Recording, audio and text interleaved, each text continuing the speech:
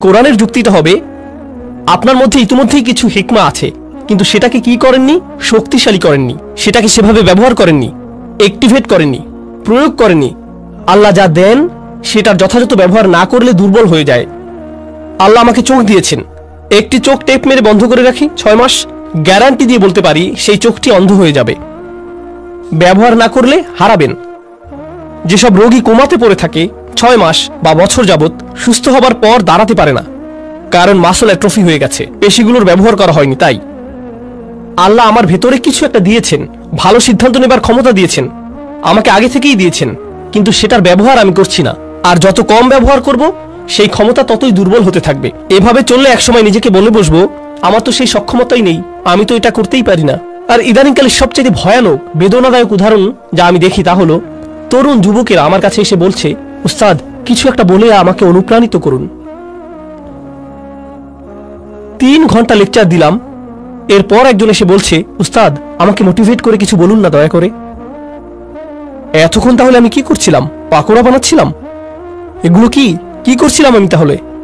কিন্তু এরপর নিজে নিজেকে প্রশ্ন করলাম, যখন ওরা বলে যে আমাদের মোটিভেট করুন বা আমার মোটিভেশন দরকার, প্লিজ কিছু বলে আমাদেরকে অনুপ্রাণিত করুন, এরপর দেখুন এই যে এখন তো ইসলামিক মানে ইদানিংকালে মানুষ কিভাবে ইসলামকে গ্রহণ করছে, কিভাবে আমরা ইসলাম শিখছি 30 সেকেন্ডে টিকটক মোটিভেশন দেখে, তাই না? বলুন আসলেই কিনা? মুফতি মেঘ কিছু একটা বলবেন বা আমি কিছু বলবো বা আরেকজন কিছু একটা বললো আর আপনি মোটিভেটেড হয়ে গেলাম, এমনটাই না? এরপর আবার ডিমোটিভেটেড হয়ে যায়, আমার আবার মোটিভেশন লাগবে। জানেন এসব কি? এই সবই আসলে হিকমতের স্বল্পতা। কেন বলছি এটা হিকমত স্বল্পতা? এর অর্থ হলো আমার নিজের ভেতরেই কোনো প্রকারের অনুপ্রেরণা নেই, যেন আমার ভেতর দৃঢ় ইচ্ছাশক্তির সক্ষমতাই নেই। অন্য কাউকে সেই ইচ্ছাশক্তি দিয়ে আমাকে ধাক্কাতে হবে। অন্য কেউ এমন না করলে আমি নিজে আগাতে অক্ষম। আমার অন্য কারো অনুপ্রেরণা দরকার, অন্য কারো আমাকে ধাক্কানো দরকার। আমি নিজে নিজে ভাবলাম যে আল্লাহ যখন কোরআনে আসহাবুল কাহাফদের কথা বলেন, গুহার ভেতরকার সেই যুবকদের কথা বলেন, তাদের অনুপ্রেরণা কে ছিল? কে অনুপ্রেরণা দিয়েছিল? কি বলেছিল সে? আরে আজকে আমার সেই খারাপ লাগছে। কেউ ভালো কাউকে চেনো? দাঁড়াও পাহাড়ে উঠতে উঠতে দেখি টিকটকে কোনো মোটিভেশনাল ভিডিও পাই কিনা। পাহাড় বেশি উচ্চ তো এই জন্য। তাদেরকে কি মোটিভেট করেছিল? তাদের ভেতরেই শক্তিশালী এমন কিছু ছিল যা দিয়ে পুরো সমাজকে তারা চ্যালেঞ্জ করেছিল, সেই তরুণ বয়সেই, তাই না? বলুন, এমন না যে আসমান থেকে কিছু একটা নেমে এসেছিল বা তারা নবী হয়ে গিয়েছিলেন। তারা তো শুধু সাধারণ কিছু তরুণ ছিলেন, একদম সাধারণ যুবক, কিন্তু তারা মোটিভেটেড ছিলেন। মোট কথা আমি যা বলতে চাচ্ছি তা হলো কোরআনের শক্তিশালী যে কথা বলা হচ্ছে তা হলো মৌলিক হিকমা, মৌলিক জ্ঞান, মৌলিক ভদ্রতা, সঠিক কাজ করার ক্ষমতা, এই সবই আপনার মধ্যেই আছে, আগে থেকেই আছে। আরেকটা জিনিস বলবো আপনাদেরকে, কিছুদিন আগেই বলেছিলাম আরেকবার, ইদানিং আমি বেশ ফিল্টার্ড হয়ে গেছি, মানে আগের মতো আর ভদ্র নেই আমি, এটা কাজেই লাগছে বেশি। এমন না যে আমি অভদ্র, মানে সরাসরি বলি আর কি। তো একজন তরুণী এলেন আমার কাছে, তখন জার্মানিতে ছিলাম। তো প্রোগ্রামের পর তিনি এসে বললেন, উস্তাদ আমরা কেন নারী নেতৃত্ব নিয়ে কথা বলি না? নারীদের নেতৃত্বে থাকা উচিত, তাদেরও নেতৃত্বের অধিকার আছে, আমরা কেন এটা নিয়ে আলোচনা করি না? আমি তাকে বললাম, তুমি আমার মেয়ের বয়সী, তাই আমি তোমার সাথে আমার মেয়ের মতো করেই কথা বলবো, ঠিক আছে? সে বলল, হ্যাঁ ঠিক আছে। তখন আমি বললাম, তুমি নিশ্চিত তো কোনো সমস্যা নেই? আমি কিন্তু নিজের মেয়েকে যেভাবে বলি সেভাবে বলবো। সে বলল, হ্যাঁ বলুন। তো আমি বললাম, আচ্ছা আমি পুরো পৃথিবীতে এমন মহিলাদের চিনি যারা নিজেরা নেতৃত্বে আছেন, আমি $multi-million কোম্পানি চালাই এমন মহিলাদেরও চিনি, 10,000 কর্মচারী আছে এমন মহিলাকেও চিনি, এমন মহিলাকেও চিনি যিনি বিশ্বজুড়ে শত হাজার মানুষের খাবারের ব্যবস্থা করেন, হাসপাতাল চালান এমন মহিলা চিনি, সরকারে আছেন এমন মহিলাদেরও চিনি, বিশ্বে এমন এমন মহিলাদের আমি চিনি। আর জানো তাদের সবার মধ্যে কমন বিষয়টি কি? তারা কখনো ওই নেতৃত্ব নিয়ে কথা বলেন না, শুধু কাজ করে যান। তো এখন এই উপদেশ সমস্ত পুরুষ মহিলাদের প্রতি, আপনি কিছু বলতে চান নাকি কিছু করতে চান? যত বেশি বলেন আপনাদের জন্য নেতৃত্ব কত গুরুত্বপূর্ণ সেটা নিয়ে যদি শুধু কথা বলে যেতে থাকেন, তবে 10 বছর পরও এটা নিয়ে কথাই বলতে থাকবেন, যতক্ষণ না পর্যন্ত আপনি খুঁজে বের করে নিচ্ছেন এ কিসের নেতৃত্ব দিতে চান। অন্য কেউ এসে দরজা মেলে ধরবে আর আপনি হেঁটে চলে যাবেন, এমনটা ভাবলে হবে না। আপনার সামনে যদি পাহাড় থাকে, কোনো রাস্তা না থাকে, বেয়ে ওঠা শিখে নিন, এটাই হচ্ছে নেতৃত্ব, বাধা অতিক্রম করা। আপনার সামনে দেয়াল আছে কি নাই পাত্তা দেবেন না, হয় মাটি খুঁড়ুন নইলে বেয়ে উঠুন, এভাবে এগুতে থাকেন। এই মানসিকতা যে কেউই সাহায্য করতে আসবে না, আপনার মধ্যেই সক্ষমতা আছে, আপনার মাঝেই আছে। তো আমাদের শক্তিমত্তার নতুন মানসিকতা তৈরি হবে। আচ্ছা, এই যে হিকমার ধারণা নিয়ে বলছিলাম, আপনাদের বলেছিলাম যে হিকমা এসেছে হুকুম থেকে, অর্থ হলো চোয়াল, মনে আছে? মানে কারো হিকমা আছে মানে তার প্রবল ইচ্ছা শক্তি আছে। তার ইচ্ছে শক্তিশালী, কোনো বিষয়ে সিদ্ধান্ত নিয়ে ফেললে সেটাই চূড়ান্ত। এখন কিভাবে হিকমার স্বল্পতা আমাদের ক্ষতি করছে, হারিয়ে দিয়েছে কিভাবে, সেটার একটা উদাহরণ দেই। তা হলো মানুষ নিজের উদ্দেশ্যকে বারবার সন্দেহ করে। উস্তাদ, আমি নামাজ পড়ি, কিন্তু আসলে আল্লাহর জন্য নামাজ পড়ি কিনা সন্দেহ হচ্ছে। কেন এত সন্দেহ? জানি না আসলে। এই যে আমাদের নিয়তে সমস্যা হতে পারে। আপনাদের নিয়ত এত দুর্বল কেন? আপনাদের নিয়তে কি সমস্যা? এখানে কেন এসেছেন? আসলে আমি তো কিছু শিখতে এসেছি, কিন্তু এখানে এসে আনন্দও পেয়েছি, হেসেছি। এখন আমি কি এখানে কৌতুক উপভোগ করতে এসেছি, নাকি আল্লাহর জন্য এসেছি? আমি কি আল্লাহর জন্য হেসেছিলাম, নাকি হাসির কৌতুক করেছিলেন শুধুমাত্র এজন্যই মজা পেয়ে হেসেছি? তাই জানি না নিয়ত নষ্ট হলো নাকি। আরে ভাই চুপ, নিজেকে আর নির্যাতন করবেন না, ইচ্ছে শক্তিটা একটু বাড়ান। কি করছেন সেটা নিয়ে স্পষ্ট আছেন তো? একবার নিজের কাছে স্পষ্ট হলে বারবার সন্দেহ করা বাদ দিন। ইসলামে আমরা এভাবে ওসিডি ডেভেলপ করে ফেলেছি, সারাক্ষণ নিজের নিয়ত বিশুদ্ধ আছে কিনা তা নিয়ে সন্দেহ করি। তাছাড়া শুনে রাখুন, নিয়ত বিশুদ্ধ না হলে সেটা আপনি টের পাবেন, খুব ভালো করেই টের পাবেন। বারবার নিজেকে প্রশ্ন করতে হবে না, নিয়ত ঠিক আছে তো? এমন করা লাগবে না আপনার, নিজেই বুঝে যাবেন, বুঝতে পারবেন কোনো একটা সমস্যা হয়েছে। আপনি বুঝবেন যে মূল্যহীন জিনিসের পেছনে ছুটছেন, অন্যের বাহবা খুঁজছেন, মানুষের অ্যাটেনশন খুঁজে বেড়াচ্ছেন, মর্যাদার পেছনে ঘুরছেন। আপনি বুঝতে পারবেন, নিজে নিজেই বুঝবেন। তো যাই হোক, আজকের আলোচনা শেষ করি। তো আমরা দুজন মানুষ নিয়ে কথা বলবো, একজন হলেন নবী আর একজন নবী নন, কিন্তু দুজনের মধ্যে একটা জিনিস মিল আছে, আপনাদেরকে সেটা দেখাবো। কারণ এখন হতে আমরা শুধু তাত্ত্বিক হিকমার কথা বলবো না, বরং কোরআনের কোথায় কোথায় হিকমার কথা আছে সেগুলো দেখব। তো সর্বপ্রথম আমরা দেখব দাউদ আলাইহিস সালামের ঘটনাতে। কোরআনের এখানে আপনারা পাবেন, আপনাদের অনেকের ফোনেই কোরআন অ্যাপ আছে, সেখানে খুলে দেখতে পারেন ইনশাআল্লাহ। আমিও খুলছি, এখান থেকেই আপনাদের সাথে পড়ছি, ঠিক আছে?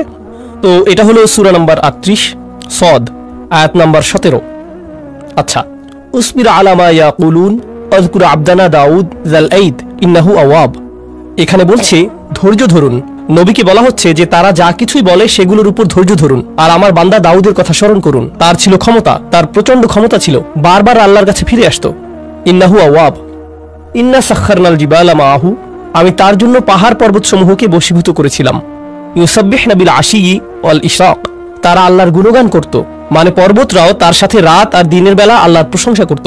অত্তয়রা মাহশুরাত, আর পাখিরাও তার চারপাশে ভিড় জমাতো। কুল্লুল্লাহু আওয়াব, তারা বারবার তার কাছে ফিরে আসতো। ওয়াশাদাদনা মুলকাহু, এই জায়গাটাতে আমাদের আলোচনার বিষয়বস্তু। আর আমি তাকে দিয়েছিলাম, তার রাজত্ব শক্তিশালী করেছিলাম। ও আতাইনাহুল হিকমাহ, আর তাকে দিয়েছিলাম হিকমত। যেহেতু আমাদের আলোচনাটাই হলো হিকমতের, তাই না? আল্লাহ বলছেন আমি তাকে শক্তিশালী করেছিলাম, তার রাজত্বকে, আর তাকে দিয়েছিলাম হিকমাহ। অফাসলাল খিতাব, আর তাকে দিয়েছিলাম সিদ্ধান্তমূলক বক্তব্য, শক্তিশালী বাগ্মিতা। আচ্ছা, এখন যখন আল্লাহ বললেন যে তিনি তাকে হিকমা দিয়েছেন, তাই তিনি এখন তার ব্যাপারে একটা ঘটনা জানাবেন। পুরো ঘটনার বিস্তারিত আলোচনায় যাব না, সংক্ষেপে শুধু বলবো দাউদ আলাইহিস সালাম তার কক্ষে ছিলেন। আল্লাহ বলেন ওয়াহাল আতাকা নাবাউল খাসম, আপনার কাছে বিবাদকারী লোকদের খবর এসেছে কি? ইজ তাসাওয়ারুল মিহরাব, দাউদ আলাইহিস সালাম ছিলেন রাজা, আর রাজারা তো থাকে রাজপ্রাসাদে, আর রাজার কক্ষ সাধারণত প্রাসাদের একদম উঁচুতে থাকে, নিরাপদ স্থানে। তো যেখানে নামাজ পড়ে, তো তিনি তার কক্ষে ইবাদত করছিলেন। মিহরাব হলো ঘরের সেই কোণার অংশ যেটা একটু আড়াল, যেখানে নামাজ পড়ে। তিনি ইবাদত শেষে পেছনে ফিরেই দেখলেন তার ঘরে কয়েকজন মানুষ। চিন্তা করুন তো, তার নিজের শোবার ঘরে, একদম ভেতরের ঘরে ঢুকে গেছে তারা। তাহলে কল্পনা করতে পারেন, এই যে আমাদের আমেরিকায় হোয়াইট হাউস আছে, তাই না? আর এই হোয়াইট হাউসে তো নিরাপত্তার অতিরিক্ত অনেকগুলো স্তর আছে। ছাদের উপর স্নাইপার আছে, সিকিউরিটি গার্ড আছে, কুকুর আছে, এই সমস্ত কিছুই আছে ওখানে, তাই না? আর একদম ভেতরে আছে প্রেসিডেন্টের বাসভবন। তো প্রেসিডেন্ট ধরুন বাথরুম থেকে বের হয়ে দেখলেন সেখানে 6 জন বসে আছে। প্রেসিডেন্ট সাহেব, আমাদের একটা প্রশ্ন আছে, মানে কেউ যদি নিরাপত্তার এতগুলো স্তর পেরিয়ে আসে, তবে এটার মানে কি হবে? হত্যা করতে এসেছে, তাই না? মানে তো এটাই। কিভাবে তারা এতগুলো নিরাপত্তা স্তর পেরিয়ে একদম বেডরুমে এসে উপস্থিত হয়, বুঝতেই পারছেন। তো তিনি ফিরে দেখলেন এতগুলো মানুষ। ইয দাখালু আলা দাউদ, তারা মিহরাবে দাউদের কাছে এলো। ফাফাজি আমিনহুম, তিনি তাদের দেখে ভয় পেয়েছিলেন, হতবাক হয়ে গিয়েছিলেন, কি হচ্ছে এখানে, তাই না? তাছাড়া দেখুন, দাউদ আলাইহিস সালাম কিন্তু শুধু রাজাই ছিলেন না, তিনি সামরিক নেতাও ছিলেন। আর সামরিক নেতাদের কিন্তু শত্রু থাকে, আর তাই তারা যদি তাদের ব্যক্তিগত স্থানে কাউকে দেখতে পায়, তবে বুঝে ফেলে যে এখানে হত্যার চেষ্টা হবে।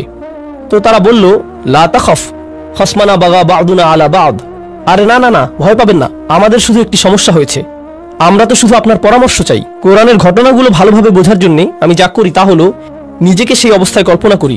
এজন্য আমি কল্পনা করলাম যে এই যে এখানের প্রোগ্রাম শেষ করে আমার হোটেলে ফিরে গেলাম, আমার হোটেল রুমের বাথরুমে গিয়ে ফ্রেশ হয়ে নিলাম, এরপর বের হয়ে দেখি সেখানে আপনাদের 8 জন বসে আছেন আমার বিছানায়। উস্তাদ, তখন আপনার সাথে কথা বলার সুযোগ পাইনি, আমার একজন কাজিন এই হোটেলে কাজ করে, তাই একটি প্রশ্ন আছে। আপনি এক ভিডিওতে বলেছিলেন, আরে আমি তো ওখানে ভয়ে ভূত হয়ে যাব, বুঝতে পারছেন কিরকম ভয়ের পরিস্থিতি হবে সেটা? আর সেই অবস্থায় আমি কি ভাবছি, আপনাদের উত্তর দেবো নাকি রুম থেকে বের করে দেব, পুলিশ ডাকবো নাকি নিজে দৌড়ে পালাবো? আমার মাথায় যেই জিনিসটি কখনোই আসবে না তা হলো, আরে আরে আরামে বসুন, হ্যাঁ সুন্দর, নিজের ঘর মনে করেই বসুন না আপনারা, কোনো সমস্যা নেই। কি খাবেন, চা নাকি কফি? হ্যাঁ ওখানে বসুন, জুতো ওখানে, হ্যাঁ সুন্দর। অলা তুষ্টিত ওয়াহদিনা ইলা সাওয়া আস-সিরাত। তো তারা বলল, আপনি কি আমাদের মধ্যে বিচার করে দেবেন? ভুল উত্তর দেবেন না কিন্তু, এমনটাই তারা বলল। লা তুষ্টিত, আজে বাজে উত্তর দেবেন না। এরপর বলল, আমাদের সঠিক পথ দেখান। ইনি হলো আমার ভাই, তার 99টি ভেড়া আছে, আমার আছে একটি। ফাকালাত ফিলনিহা, আর সে বলছে তোমার ভেড়াটিও আমাকে দিয়ে দাও। ও আজ্জানি ফিল খিতাব, আর সে আমার সাথে চিৎকার চেঁচামেচি করে, ভয় দেখায়, ধমকিয়ে কথা বলে। আজ্জা মানে কারো উপরে ক্ষমতা থাকা, মানে সে নিজের ক্ষমতা প্রয়োগ করে। 99টি ভেড়া মানে সে বেশি ধনী, মানে তার বেশি চাকর বাকর আছে, প্রভাব প্রতিপত্তি আছে। সেই প্রভাব খাটিয়ে সে আমার সাথে বাজে ব্যবহার করে, বলে তোমার ভেড়া দিয়ে দাও। আরে দাও না, কি করবে তুমি ওটা দিয়ে? ভেড়ার ব্যবসা করতে জানলে তোমার শুধু একটি থাকতো না, বুঝতে পারছো? তাই আমাকে দিয়ে দাও, সেটাই ভালো হবে। সে এভাবেই আমাকে ধমকাধমকি করে। ওটা বাদ দেন, আপনাদের এটার নতুন ভার্সন বোঝাচ্ছি। কারণ কিছুদিন আগে আমি পাকিস্তান থেকে এসেছি, সেখানে এমন দেখেছি কিছু মানুষ আছে যে বড় বড় হাউজিং কমপ্লেক্স তৈরি করে, তাই না? হাউজিং কমিউনিটি, অ্যাপার্টমেন্ট কমপ্লেক্স ইত্যাদি, মানে ডিএইচএ, ডিওএইচএস এরকম আর কি। তারা দেখা যায় 5000 বাড়ি বানাবে। এসব কমিউনিটির বড় দেয়াল থাকবে, বড় গেট থাকবে, অনেক সিকিউরিটি গার্ড থাকবে। আপনি এর বাইরে থাকেন, তার মানে কি? রাস্তায় গেলে সাইকেল ওদিকে যায়, রিক্সা ওদিকে যায়, বাস চলে যায় ওদিক দিয়ে, ট্রাক আরেক দিক দিয়ে। বাহিরের হাইওয়ে এমনই তো, তাই না? মানে সত্যি সত্যি ফ্রিওয়ে। ঠিক এই শব্দের প্রকৃত অর্থ আমি এখানে বুঝেছিলাম, একদম ফ্রি, যেভাবে ইচ্ছা যাও, ফ্রিওয়ে। কিন্তু তাদের গেট দিয়ে ঢুকলে হঠাৎ দেখবেন আপনি বিদেশে চলে এসেছেন। রাস্তাগুলো পরিষ্কার, সবকিছুই শান্ত, নিয়মতান্ত্রিক, সবাই ট্রাফিক আইন মেনে চলছে, মল আছে ভালো ভালো, মানুষগুলো মনে করছে তারা খুব ইংরেজি পারে, আরো কত কিছু। আমি তাদের কিছু রেস্টুরেন্টে গিয়েছিলাম, তারা কোন জিনিসকে ইংরেজি মনে করে সেটা দেখতে। দোস্ত, হোয়াট দ্য হেল ইয়া, মানে কি যে মজা লাগে, খাবারের চাইতে বেশি মজা এগুলো শুনতে। আচ্ছা, তো কোরআনে ফিরে যাই। তো তারা যা করে তা হলো এসব হাউজিং সোসাইটি বানায়, কিন্তু তার মধ্যখানে একজন থাকে খুবই পুরনো জীর্ণ শীর্ণ একটা বাসা নিয়ে। সে এটা বিক্রি করবেই না, তার জমি বিক্রি করার কোনো ইচ্ছেই নেই। তারা তখন কি করে জানেন? তার আশেপাশে সমস্ত জায়গায় বিল্ডিং তুলে দেয়, এমনকি ঘর থেকেও বেরোতে পারে না, কোনো রাস্তা নেই, কিছুই না, ঢুকতেও পারে না। তার একটাই পথ থাকে, বিক্রি করে দেয়া। কারণ তারা ওখানে পুরো জায়গা নিয়ে একটি শপিং মল বানাবে। মানে কিছু মানুষ থাকে খুবই ক্ষমতাধর, অনেক টাকা তাদের, আবার কেউ কেউ থাকে তাদের কিছু সম্পদ আছে তবে কোনো ক্ষমতা নেই। একজনের 99টা আছে আর অন্যজনের কি একটি। যার 99টা আছে সে একজন ওয়ালার উপর খবরদারি করে। সেটা পাকিস্তানে হয়, আমেরিকাতেও হবে, অস্ট্রেলিয়াতে হয়, বাংলাদেশে, জার্মানিতে হয়, পুরো পৃথিবীতেই এমন হয়, ঠিক না? কখনো সরকারও জনগণের সাথে এমন করে, তাই না? বিজনেস পার্টনার অন্য বিজনেস পার্টনারের সাথে করে, বড় ব্যবসা প্রতিষ্ঠানগুলো ছোট প্রতিষ্ঠানের সাথে করে, সব সময়ই হয়। এখন দাউদ আলাইহিস সালামের কথাগুলো শুনুন, এরপর আসলে আমি কথায় আসছি। এখন দাউদ আলাইহিস সালামের কথাগুলো শুনুন, এরপর আসল কথায় আসছি। দাউদ আলাইহিস সালাম বলছেন, আমি শুধুমাত্র আমাদের আলোচনার সাথে সম্পর্কিত অংশটি বলছি। ওয়া ইন্না কাসীরাম মিনাল খুলাতা লা ইয়াবগি বা'দুহুম আলা বা'দ। মূলত ব্যবসায়ী সম্পর্কে জড়িত আছে এমন বহু সংখ্যক মানুষ, আর প্রেক্ষাপট থেকে বুঝতে পারছেন যে কে কার সাথে জুলুম করছে। যার কাছে বেশি আছে সেই দেখা যায় তুলনামূলক দরিদ্রের সাথে জুলুম করে, ঠিক কিনা? আর যার ক্ষমতা আছে সে অন্যদের ভয় দেখায়। এটা সবখানেই হয়। খুলাতা এর মূল অর্থ হলো যেসব মানুষের জীবন একে অন্যের সাথে জড়িত। যেমন ধরুন পরিবার, তাই না? তো ধরুন কোনো এক পরিবারে একজন পিতা আর 6 জন পুত্র আছে, ঠিক আছে? এক পুত্র অন্যদের চাইতে বেশি ধনী আর রাজনৈতিক কানেকশনও আছে, বাকি ভাইদের এমনটা নেই। অথবা দুজনের এরকম আছে, বাকি 4 জনের নেই। এখন উত্তরাধিকার সম্পদ গ্রহণের সময় আসলে বুঝতেই পারছেন কারা কারা তাদের অংশ সঠিকভাবে পাবে না, তাই না? কারণ যাদের ক্ষমতা আছে তারা যাদের ক্ষমতা নেই তাদের সরিয়ে দেবে, কিংবা তাদের হয়তো কিছুই দেবে না, ঠিক কিনা? তো এই ধরনের জিনিস তো ঘটেই। তাই দাউদ আলাইহিস সালাম বলছেন, অনেক ক্ষেত্রে যেসব মানুষ একে অন্যের সাথে সংযুক্ত তারা একে অন্যের ক্ষতি করে থাকে। ঠিক এই বক্তব্যটা দিলেন তিনি। এরপর বললেন, ইল্লাল্লাযীনা আমানু ওয়া আমিলুস সলিহাত ওয়া কলিলুম মা হুম। তবে যারা ঈমান আনে আর ভালো আমল করে তারা ছাড়া, আর তারা সংখ্যায় কতই না কম। অর্থাৎ যারা আসলে ঈমানদার আর ভালো কাজ করে তাদের একটি চিহ্ন হলো যে তারা ব্যবসায়িক চুক্তি নষ্ট করে না। তিনি বললেন কত কম তারা। দাউদের এই যে কথাটি চিন্তা করে দেখুন, আল্লাহ ব্যাখ্যা করে বলছেন হিকমা জিনিসটা কি। আল্লাহ শুধু বললেন, আল্লাহ দাউদকে কি দিয়েছেন? হিকমা। এখন লোকেরা তার কাছে এসে বলল, এই হলো আমাদের মামলা, আর তিনি বিচার করার আগে বললেন, আচ্ছা শুনুন, এরকম প্রচুর হয়, কিন্তু এটা যে প্রচুর হয় এই ধারণাটি দাউদ কোত্থেকে পেলেন? তিনি কি ওহী থেকে পেয়েছেন? কি মনে হয়? নাকি প্রচুর প্রচুর মামলা ঝামেলা থেকে অভিজ্ঞতা অর্জন করেছেন? তিনি প্রচুর সংখ্যক সমস্যা নিয়ে ডিল করেছেন। তিনি তো শাসক, বনি ইসরায়েলের সর্দার, তাদের নিয়েই তো তিনি থাকেন সারাক্ষণ। বহু বহু নজির দেখেন তিনি। আপনারা জানেন, আমার জীবনের সবচাইতে গভীর আর সূক্ষ্ম আলোচনা হয়েছে মিলিটারি জেনারেল, বিচারক আর আইনজীবীদের সাথেই। এসব লোক থেকে আপনি অনেক শিখতে পারবেন। যেমন তাদের জিজ্ঞেস করলাম, তো আপনি এই বেঞ্চে 50 বছর যাবৎ কাজ করে কি শিখেছেন? তারা বলেন, মাত্র 30 মিনিটের আলোচনায় তা আপনি শিখতে পারবেন না। আমি বললাম, শুরু তো সবখানেই থাকে, আগে শুরু তো করি, কিছু একটা অন্তত বলুন। ঠিক এই ধরনের অভিজ্ঞ মানুষদের থেকে অনেক কিছু শিখেছি আমি। কোরআন এখানে করেছেটা কি অসাধারণ। কোরআন বলছে যে জীবনের অভিজ্ঞতাগুলো সেগুলোই আপনাকে শেখাবে। কি শেখাবে? প্রজ্ঞা। আর আল্লাহ যখন বললেন যে তিনি দাউদ আলাইহিস সালামকে হিকমা দিয়েছেন, এটাই তিনি বলেছেন, তাই না? আল্লাহ মূলত বলছেন যে তিনি দাউদ আলাইহিস সালামকে জীবনের বাস্তব অভিজ্ঞতা দিয়েছেন, যেগুলো তিনি শিখেছেন মানুষ কিভাবে চলে, সমাজ কিভাবে কাজ করে। এই প্রজ্ঞারই অংশ থেকে তিনি এই মামলা বুঝে নিচ্ছেন, মানুষের আচরণ বুঝছেন। বুঝতে পারছেন আমি কি বলছি? হিকমার পক্ষে অসাধারণ একটা উদাহরণ কিন্তু এটা। এখন এর আগে আপনারা হয়তো ভাবতেন হিকমা এমন কিছু যা আল্লাহর কাছ থেকে আসে, হয়তো আধ্যাত্মিক কিছু একটা, মানে আপনি খুবই ইবাদত করলে হয়তো হিকমা চলে আসবে। এটাও কোরআনে আছে, যদিও এটা হিকমতের আধ্যাত্মিক একটা অর্থ। কিন্তু এই আলোচনায় হিকমতের ভিন্ন একটা স্তরের কথা এসেছে। মনে হয় যেন একেবারেই ধর্মনিরপেক্ষ একটা ব্যাপার, ধর্মের সাথে কোনো সংযোগই নেই যেন। কি এটা তাহলে? বিচারক হিসেবে তার কাজ, তিনি মানুষকে অনেক আজে বাজে কাজ করতে দেখেছেন, অনেক কিছু শিখেছেন, অনেক কিছু শিখিয়েছে সব তাকে। আমার মতো কোরআনের একজন ছাত্রের জন্য এতে কি হয় জানেন? এতে কি হয়, যখন আমি কোরআনের ভেতর কোনো কিছু শিখছি, যেমন ধরুন এখন শিখছি তালাকের আয়াতটা, আগামীকাল আমরা তালাকের এই আয়াত নিয়ে কথা বলবো, কারণ এখানেও হিকমার প্রসঙ্গ এসেছে। সেটা বেশ মজার একটা আলোচনা হবে। তো যাই হোক, কিন্তু এই বিষয়টা যে কারণে তুলেছি তা হলো, আপনি যখন তালাকের আয়াত দেখেন কিংবা যখন তালাকের কেসগুলো দেখেন, তালাক সম্পর্কিত বিচারকদের দেখেন যে তারা কি কি খেয়াল করেন, তাদেরকে বাস্তব জীবনের অবস্থাগুলো ভালোভাবে দেখতে হয়, সেখান থেকে শিখতে হয়। তাই যখন আমি তালাকের আয়াত পড়ি, তখন আমি সত্যি সত্যি একজন ডিভোর্স অ্যাটর্নির সাথে কথা বলি, ম্যারেজ কাউন্সিলরদের সাথে কথা বলি, মনোবিজ্ঞানীদের সাথে কথা বলি, তালাকের অভিজ্ঞতা আছে এমন লোকদের সাথেও কথা বলি। বুঝতে পারছেন? এর কারণ এই আয়াতগুলো বুঝতে যে হিকমা প্রয়োজন সেটা তাদের আছে। কি ধরনের হিকমা আছে তাদের? জীবনের অভিজ্ঞতা। খোদ কোরআনে দাউদ আলাইহিস সালামের মাধ্যমেই হিকমার এই ধরনকে স্বীকৃতি দেওয়া হয়েছে। দাউদ আলাইহিস সালামের হিকমা মূলত হলো জীবনের অভিজ্ঞতা। তো আমি যা বলছি তা হলো, কোরআন হিকমার সংজ্ঞায় বেশ বিস্তৃত পদ্ধতি নিয়েছে, আর আমরা এই সবগুলো উদাহরণ দেখব। হিকমার নতুন একটা দৃশ্য সম্পর্কে জানব। যেমন আপনাদের দাদা দাদিরা কিন্তু নিজেদের জীবনের অভিজ্ঞতা থেকে অনেক কিছুই শেখাতে পারেন। আমাদের সমাজের মুরব্বীরা তো হলেন হিকমার পুকুর, অথচ কেউ পাত্তা দিচ্ছে না। কি কি শিখলেন জীবন থেকে? এভাবে জিজ্ঞেস করে আমরা উপকার নিচ্ছি না তাদের থেকে। বিভিন্ন পেশার মানুষ আছেন যারা জীবন থেকে কত কিছু যে শিখেছেন, কত কিছুই না দেখেছেন। যেমন একটি হিকমতের কথা আপনাদের বলবো, যেটা আমার পক্ষে জানা অন্যভাবে সম্ভবই ছিল না। নেভির একজন জেনারেলের সাথে আমার একবার দেখা হয়েছিল। আমি বলবো না কোন নেভি, কিন্তু তাদের সাথে দেখা করেছি। সেই সময় আমি সূরাতুর রহমান নিয়ে গবেষণা করছিলাম। আর সূরা রহমানে আল্লাহ বলেন, মারাজাল বাহরাইনি ইয়ালতাকিয়ান বাইনাহুমা বারযাখুল লা ইয়াবগিয়ান, তাই না? তিনি দুটো সমুদ্রের কথা বলেছেন, যে দুটো সমুদ্র মিলিত হয়। তার সাথে তিনি মুক্ত আর প্রবালের কথা বললেন। এরপর তিনি পাড়ি দেয়া জাহাজের কথা বললেন, লাহুল জাওয়ারিল মুনশাআতু ফিল বাহরিকাল আলাম। ঠিক এরপরেই তিনি বলেন, কুল্লু মান আলাইহা ফান, সবাই মারা যাবে, সবাইকে মরতে হবে। তো তিনি সাগর নিয়ে কথা বললেন, মৃত্যু নিয়ে কথা বললেন। আমি সবসময় ভাবতাম যে এখানে সাগর আর মৃত্যুর মধ্যে নিশ্চয়ই কোনো সংযোগ আছে। তাহলে যে সাগরেই জীবন পার করেছে তাকে জিজ্ঞেস করার চাইতে ভালো আর কি হবে?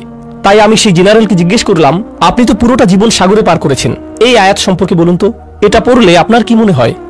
তিনি বললেন, শুনুন, যখন জাহাজ ডকইয়ার্ড ছেড়ে যায়, সেই নাবিক যখন জাহাজের ডেকে থাকে, তখন এমন একটা দিনও যায় না যে সে ঘুমোতে যাবার পূর্বে বা ঘুম থেকে উঠে প্রথমে মৃত্যুর কথা মনে করে না। কারণ আপনি হয়তো ভাবছেন আশেপাশে পানি, কিন্তু সে সারাক্ষণই মৃত্যুই দেখতে পাচ্ছে। যে কোনো সময় সুনামি আসতে পারে, জাহাজ নষ্ট হতে পারে, কোনো কিছু আক্রমণ করতে পারে, কিছু একটা হয়ে নিচে ফুটো হয়ে যেতে পারে, মানে যে কোনো কিছুই হতে পারে। ঠিক তো তারা সারাক্ষণই মৃত্যুকেই যেন দেখছে। যে লোক তার জীবন সাগরে পার করে দিয়েছে, তার কাছ থেকে এই প্রজ্ঞা না পেলে আমি কিন্তু কখনোই সাগর আর মৃত্যুর মাঝে এই যে অসাধারণ সূক্ষ্ম সম্পর্ক, সেটা ধারণাই করতে পারতাম না। তারাই কিন্তু একদম নিজের অভিজ্ঞতা থেকে বুঝিয়ে দিতে পারবেন ওর মধ্যে সম্পর্কের কথা। এই গুরুত্বপূর্ণ জিনিসটাই আমি চাচ্ছিলাম আজকে আপনাদেরকে বোঝাতে। এই যে হিকমা আর জীবনের অভিজ্ঞতার মাঝে সম্পর্কটি, এটা কিন্তু কোরআনেই আছে। পরের ঘটনাটি হয়তো বলার সময় পাবো না আজকে, আচ্ছা তবুও একদম সংক্ষেপে বলি। এই দ্বিতীয় ঘটনাটি হলো আধ্যাত্মিক প্রজ্ঞা সম্পর্কিত, জীবনের অভিজ্ঞতা প্রসূত প্রজ্ঞা নয়। কি সম্পর্কিত? আধ্যাত্মিক হিকমা। তা কোরআন থেকে নয়, ওহী থেকে নয়, নবুয়ত থেকেও নয়, বরং সেটা আসছে লুকমানের উদাহরণ থেকে। আল্লাহ লুকমানকে হিকমা দিয়েছিলেন, কিন্তু সেই হিকমা কি ছিল? পুরো দুনিয়া সম্পর্কে চিন্তা ভাবনা করার পর, জীবন নিয়ে ভাবার পর, একজন পিতা হবার পর যে হিকমা লুকমানের এলো, তা হচ্ছে আপনাকে শুধু শুকরগুজার হতে হবে। আনিশকুরলিল্লাহ, শুকরগুজার হতে হবে আপনাকে। এখন যে কোনো বাবা মাই কিন্তু এটা জানেন জীবন কি সহজ নাকি কঠিন। জীবন অনেক কঠিন। জীবনের প্রত্যেক ধাপই নিজস্ব এক কাঠিন্য নিয়ে আসে। সন্তান প্রতিপালন আরেক ধরনের কঠিন কাজ। বাচ্চাদের যখন বয়স বাড়ে, তাদের প্রত্যেক বয়সে জীবন নতুন নতুন জটিলতা নিয়ে হাজির হয়। আপনি ভাবছেন এখনই সবচাইতে কঠিন ধাপ, কিন্তু পরের বছর ভাবেন আরে এই বছর তো আরো অনেক কঠিন। আপনি যখন ডায়পার বদলাচ্ছেন তখন বলেন হায় আল্লাহ, এই বাচ্চা এত ডায়পার কিভাবে নষ্ট করে, তাই না? কবে শেষ হবে এই কষ্ট? এই পিতামাতাই যারা একটা সময়ে ঘুমের অভাবে মরেই যাচ্ছিল, 2 ঘন্টা পর পর উঠতে হচ্ছে, ঢেকুর তুলে দিতে হচ্ছে, ন্যাপি পরিষ্কার করতে হচ্ছে, আরো কত কি। 19 বছর পর তারাই আবার বলেন যখন তোর ডায়াপার পরিষ্কার করতাম সেই সময়টা মিস করি, তখনই তুই ভালো ছিলি। আর এখন তো জ্বালা সহ্য করতে হয়। নতুন পরীক্ষা। লুকমানের জীবন খুব সহজ ছিল না। তার জীবনের অভিজ্ঞতাগুলো তাকে আধ্যাত্মিক এক প্রজ্ঞা দিয়েছেন। কি সেই আধ্যাত্মিক প্রজ্ঞা? আল্লাহর প্রতি কৃতজ্ঞ হও। আর তিনি বলছেন যেই কৃতজ্ঞ হবে, কি অসাধারণ হিকমা দেখুন, যেই কৃতজ্ঞ হবে সে মূলত কৃতজ্ঞ হয় কিসের জন্য? কি বলছেন তিনি? অমাইয়াশকুর ফা ইন্নামা ইয়াশকুরু লি নাফসিহি। যেই শুকরগুজার হবে সে তো নিজের কল্যাণেই শুকরগুজার হবে। ব্যাপারটা অসাধারণ। আমি যদি কৃতজ্ঞ বান্দা হতে পারি তাহলে জীবনে সেগুলোতে আটকে থাকবো না, সেগুলো নিয়ে দুঃখ পেতে থাকবো না। আমার সাথে মন্দ কিছু হলে সেটা নিয়ে বারবার দুঃখ প্রকাশ করি না, সেটা দিয়েই জীবন আটকে রাখি না। জানেন কেন? কারণ আমি এর বদলে কি ধরেছি? কৃতজ্ঞতা। কৃতজ্ঞতা মানে জীবনে যা কিছুই অতীতে হোক না কেন, আমি সেটার ভালো দিকটি খুঁজি। ভালো দিক না খুঁজলে আপনি কখনোই কৃতজ্ঞ হতে পারবেন না, সেটা অসম্ভব। আর এখন যেহেতু আপনি ভালো দিকটি দেখা শুরু করেছেন, জীবনে যা কিছু মন্দ হোক না কেন, ভবিষ্যতের ব্যাপারে আপনার দৃষ্টিভঙ্গি কেমন হবে? ইতিবাচক, পজিটিভ। কিন্তু নিজের জীবনের অতীতে ফিরে তাকালে, পেছনে ফিরে তাকালে যদি কখনো ভাবেন কত ভয়ানক ঘটনা ঘটেছে, কত কষ্ট পেয়েছেন, অনেক কঠিন ছিল ঠিকই, কিন্তু যদি সেটা নিয়েই পড়ে থাকেন তাহলে কি ধরনের মানসিকতা গড়ে উঠবে? আমার সাথে এত খারাপ হলো, আর তো জীবনে কখনোই ভালো কিছু হবে না। আমার সাথে শুধু খারাপই হয়, সারাক্ষণ আমি বিপদে পড়তে থাকি, শুধু আমার সাথেই কেন এমন হয়? মনোভাব এভাবেই বদলে যায়। কারণ শুকর নেই যে। কারণ যদি আপনার মাঝে শুকর থাকতো তবে কৃতজ্ঞতা বোধও থাকতো। শুকরগুজারি সবার আগে নিজের উপকার করে। অমা ইয়াশকুর ফা ইন্নামা ইয়াশকুরু লিনাফসিহি। কি অসাধারণ একটি হিকমত বলুন। এটা কিন্তু হচ্ছে আধ্যাত্মিক প্রজ্ঞা। এমনকি আমি তো বলবো এটা এক ধরনের মনস্তাত্ত্বিক প্রজ্ঞা। জানেন, আমেরিকাতে মানুষ ঘন্টায় $350 দিয়ে সাইকোলজিস্টের কাছে কি শুনতে যায়? আপনার কিছু পজিটিভ সাইকোলজি লাগবে। আমি কি শুধু সূরাতুল লুকমান পড়তে পারতাম না? আরে এমন করলে তো আমার অনেক টাকাও বাঁচতো, আবার অনেক সওয়াবও পেতাম, তাই না? আর তাই হিকমার এই প্রথম অংশটি হলো আমার অভিজ্ঞতা নিয়ে কিভাবে চিন্তা করব আর আল্লাহ সম্পর্কে কিভাবে ভাববো। হিকমার দ্বিতীয় অংশে চলে যাই তাড়াতাড়ি, এরপর আজকের সেশন শেষ। আজকের এটাই শেষ বিষয়। লুকমান রাদিয়াল্লাহু আনহু তার ছেলেদের বললেন, কোনো পাপ কাজই ছোট নয়, এমনকি সবচাইতে ছোট কাজও আল্লাহ বের করে আনবেন। কোনো পাপ কাজই ছোট নয়।